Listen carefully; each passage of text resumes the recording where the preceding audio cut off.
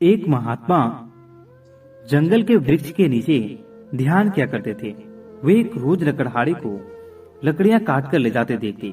उन्होंने एक दिन उस लकड़हारे को रोककर कहा, सुन भाई, दिन भर लकड़ी काटता है, 2 जूट की लकड़ी भी जूट नहीं पाती। तू जरा आगे क्यों नहीं जाता? वहां आगे चंदन के वृक्षों का जंगल है।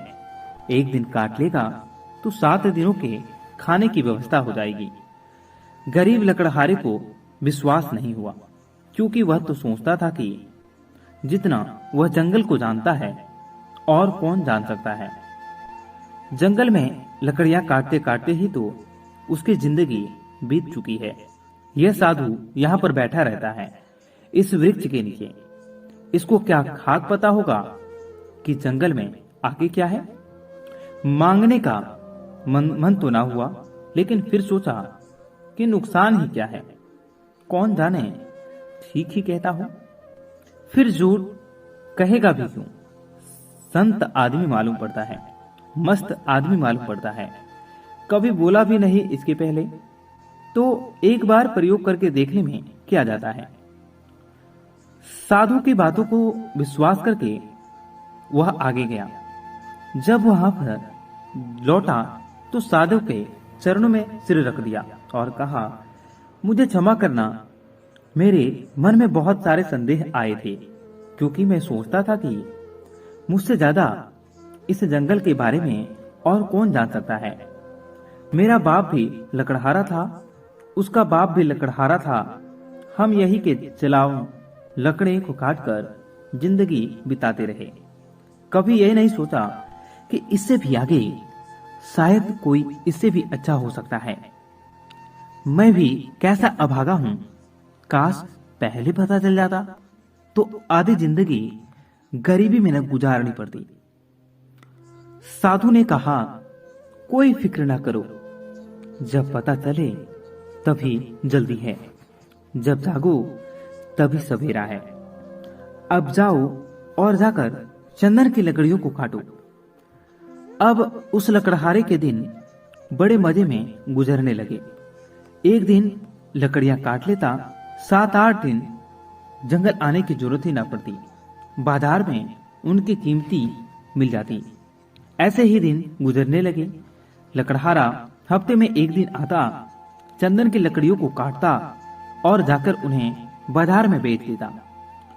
अब एक दिन जब वो लकड़हारा लकड़ियों को काटने जा रहा था तो उस साधु ने उसे रोककर कहा, तुम जब से चंदन की लकड़ियां ही काट रहे हो, आगे नहीं गए?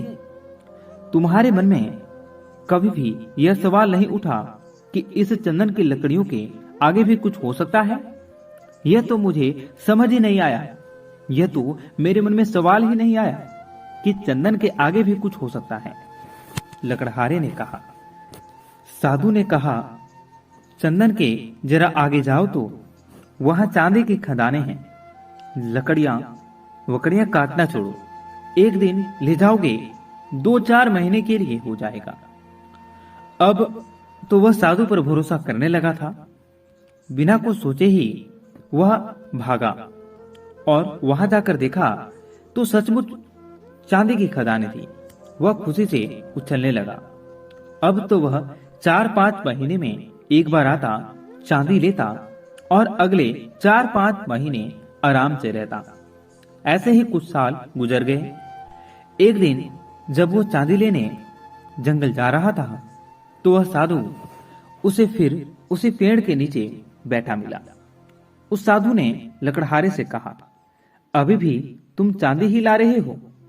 थोड़ा और आगे जाओ, वहां सोने की खदानें हैं। जब वह लकड़हारा चांदी की खदानों से कुछ मील आगे गया तो देखा कि वहां सचमुच सोने की खदानें थी। इतना सोना जो उसकी पूरी जिंदगी को बदल सकता था। दोस्तों, यहाँ पर इस कहानी को उस लकड़हारे को सोने की खदानों का पता चल जाने के बाद अब वह लकड़हारा एक बार सोना ले जाता और साल भर तक जंगल नहीं आता। उसकी जिंदगी बड़े आरामों से गुजर रही थी। ऐसे ही कुछ साल गुजर गए। सालों बाद जब एक दिन वह लकड़हारा जंगल में सोने की खदानों की तरफ जा रहा था तो उसे फिर वह ध्यानी मोंक मिला जो कि एक पेड़ के नीचे बैठकर ध्यान कर रहा था। जब उस ध्यानी मोंक ने लकड़हारे को सोने की खानों की ओर जाते देखा तो वह बोल पड़ा, तुम कभी जागोगे कि नहीं कि मुझे ही तुम्हें हर बार जगाना पड़ेगा? तुझे खुश अपनी तरफ से सवाल नहीं उठते, मन में जिज्ञासा नहीं उठती कि आगे जाकर देख लूं और क्या है? लकड़हारे ने कहा, मैं भी मंद बुद्धि, मुझे यह सवाल ही नहीं आया। मैं तो समझा कि सोने से बड़ा और क्या हो सकता है, बस यही आखिरी चीज रही होगी।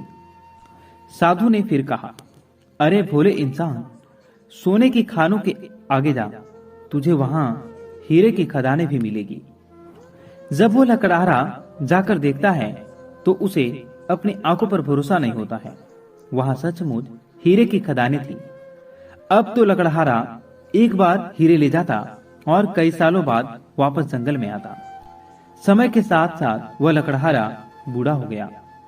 एक दिन जब वो हीरे लेकर जंगल से वापस आ रहा था तो उसी पेड़ के नीचे उसे फिर वही ध्यानी साधु मिलता है।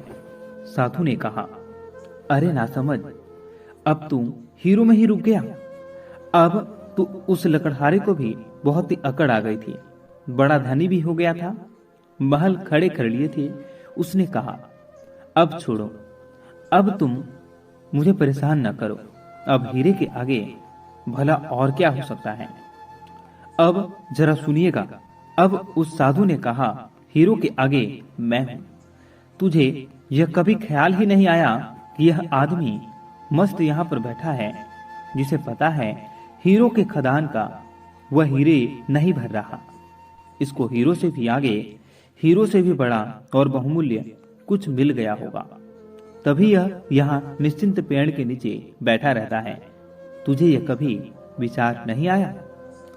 उस साधु की बातों को सुनकर वह सेठ रोने लगता है और उस ध्यानी मोंक के पेड़ पकड़ लेता है और कहता है, मैं भी कैसा मूर्ख हूँ जो यह देख ही नहीं पाया कि जिसने यह सभी सोने चांदी हीरे जवाहरात छोड़ दिए, उसके पास जरूर इन हीरे जवाहरातों से भी कुछ बड़ा चीज होगा। मेरे मन में यह ख्याल ही नहीं आया। मैं जानना चाहता हूँ कि तुम्हारे पास वह कौन सा धन है जिसके सामने इस दुनिया की सारी दौलत छोटी पड़ जाती है। लकड़हारे की बातों को सुनकर वह ध्यानी मोंक उससे कहते हैं, वह वही तुम्हें बताना चाहता हूँ। उस धन का नाम है ध्यान। लकड़हारे ने कहा, लेकिन मुझे तो ध्यान करना आता ही नहीं। साधु ने कहा, ध्यान करना बहुत ही सरल है। बाहर का धन तो बहुत ही इकट्ठा कर लिया, अब जरा भीतर की ओर मुड़ जाओ, आराम से बैठ जाओ और देखो कि तुम्हारे भीतर क्या चल रहा है। अगर कोई अनुभव हो तो उसे पकड़े मत रहो, बस देखो, हो सकता है तुम्हें परमात्मा मिले, लेकिन तुम्हें उन्हें भी नहीं पकड़ना है। तब तक देखते रहो जब तक कि सभी अनुभव, सभी विचार शांत न हो जाए। पर ध्यान रहे, जबरदस्ती किसी भी अनुभव या विचार को खत्म करने का प्रयास कभी मत करना। अब सुनिएगा, जब कोई अनुभव न रहेगा, कोई विचार न रहेगा, तब तुम निर्विकल्प समाधि में रहोगे। तब न दृष्टि बचेगा और न ही दृष्टिता, केवल शून्य होगा। और उस शून्य में ही जलता है बोध का दिया, आत्मकान का दिया।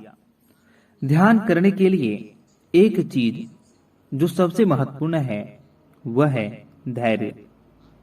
आपके भीतर इतना धैर्य होना चाहिए कि घटना आज घटे या कई वर्षों बाद, आप ध्यान करने के लिए हमेशा तैयार रहें। दोस्तों, यदि आपको शुरुआत में किसी भी प्रकार का समस्या आती है तो आप अपने ध्यान को लगाने का प्रयास